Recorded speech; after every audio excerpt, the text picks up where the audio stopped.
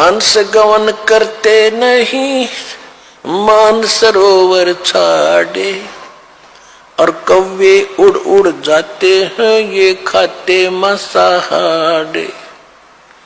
हंस दशा तो साधु है ये सरोवर है सत्संग, मुक्ता हलबाणी चुगे फिर चढ़त नवेला रंग।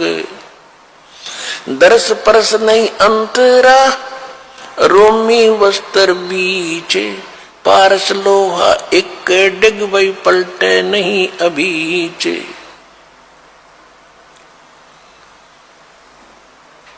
अब क्या बताते हैं कि हंस गवन करते नहीं मान सरोवर छाड़, और कौवे उड़ उड़ जाते हैं वो खाते मांसाहार। हंस किसे कहते हैं? हंस एक पक्षी है जो बुगले जैसा होता है। बुगले में और हंस में डिफरेंस देखने के लिए ये बताया जाता है कि हंस एक ही सरोवर में हंस भी होते हैं बुगले भी होते हैं। बुगले खाते हैं मछलियां या कीड़े मकोड़े, हंस नहीं खाएगा, हंस केवल मोती खाता है।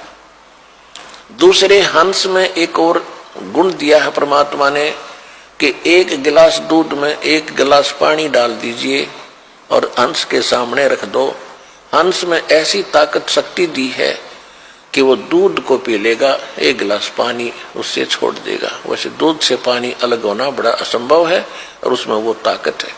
तो इसी प्रकार जो भक्त हैं जिन्होंने दूध और पानी छान लिया, जिन्होंने कीड़े मकोड़े खाने छोड़ दिए, यानी बीड़ी शराब मांस तमाकू ये बकवाद थी ये त्याग दी, वो हंस जैसी वृत्ति के सूचे भक्त बन गए।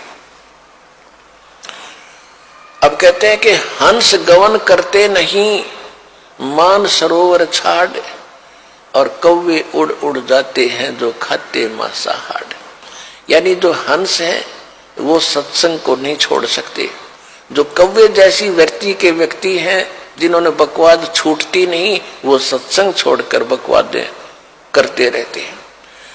हंस दशा तो साधु है, हंस दशा तो साध है, और सरोवर है सत्संगे, मुक्ता हलबाणी चुग ये चढ़त नवेला रंगे।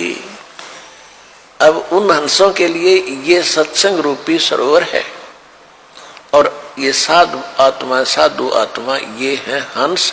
हंस दशा तो साध है और सरोवर है सत्संग, और यहाँ ये परमात्मा की अमृतवाणी रूपी मोती खा रहे हैं।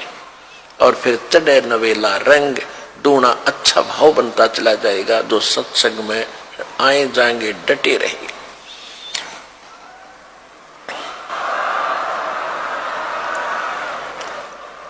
और हंस गवन करते नहीं, हंस गवन हंस नहीं जाते मान सरोवर छाड़े, ये कौवे उड़ उड़ जाते हैं वो खाते मांसाहार। तो जो पुण्यात्मा परमात्मा के चरणों में आगे ज्ञान समझ लिया, फिर संसारिक कार्यों में उनकी रुचि नहीं रहेगी। कौन से कार्य? जो कुरीतियां हैं, विवाह शादी में बकवाद नाचना गाना, दहेज देकर अपनी फोकट में बनाना, फिर कर्जे में दबा रहना, ये इस तरह की बकवादें, शराब मांस तमाकू और इन राजनीति में धक्के खाना, ये हंस नहीं करेंगे, भक्त नहीं कर सकता। वो तो कौवे जैसे लोग हैं जिनको वृत्ति ही गलत है, वो ही सत्संग छोड़कर इन बकवादों में जाते हैं। अब फिर क्या बताते हैं? द्वार धनी के पड़ा रहे और धक्के धनी के खावे, 100 काल झकझोल ही पर द्वार छोड़ ना जावे। इस मार्ग में सफल होने का एक फार्मूला बताया है कि जब ज्ञान हो जाता है, परम संत की पहचान हो जाती है, कहते हैं द्वार धनी के पड़ा रहे और धक्के धनी के खावे। आवे और जावे भगवान के चरणों में, और चाहे कितने ही आपत्ति आप पर काल देवे, जैसे संसारिक, क्योंकि आपने नाम ले लिया, अब धीरे धीरे आपका सब संकट दूर होने लगेंगे।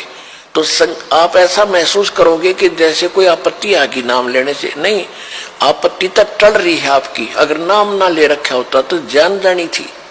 आपको कई भक्त मिलते हैं, कहते हैं जी नाम लेने के बाद मैं वहां से छोड़ कर आया हूं, मेरे ऐसी कुछ तकलीफ होगी।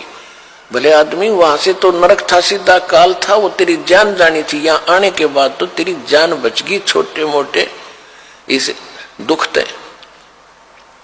तो क्या कहते हैं कि द्वार धनी के पड़ा रहे और धक्के धनी के खावे, और 100 काल झकझोल ही, काल बीच में बेशक झटके दे पर द्वार छोड़ नहीं जावे। अब जैसे आप यहां आते हो, सतगुरु क्या होते हैं? एक सतगुरु की उपमा ये भी है कि सतगुरु एक धोबी है और जीव है एक कपड़ा जो संसार के कर्मों में घना मैला हो गया। अब धोबी किसी का कपड़ा धोने के लिए आता है, राजा का भी होता है, अधिकारियों के भी होते हैं। उन सभी कपड़ों को कैसे धोता था वो?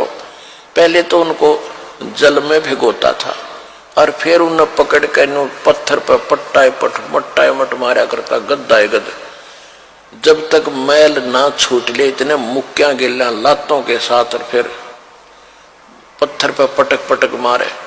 तो उस कपड़े का दुश्मन नहीं है, और वो कपड़ा न्यू क्या बता, मैं तो गढ़ दिया इसने यू क्या करे। तो वो मैल निकाल रहा है आपके अंदर से, दोष निकाल रहे परमात्मा। परमात्मा की शरण में आने के बाद छोटी मोटी कोई हरकत होती है तो गॉड गिवन समझना कि आपको पटका जा रहा है उस धोबी के गांठ की तरह।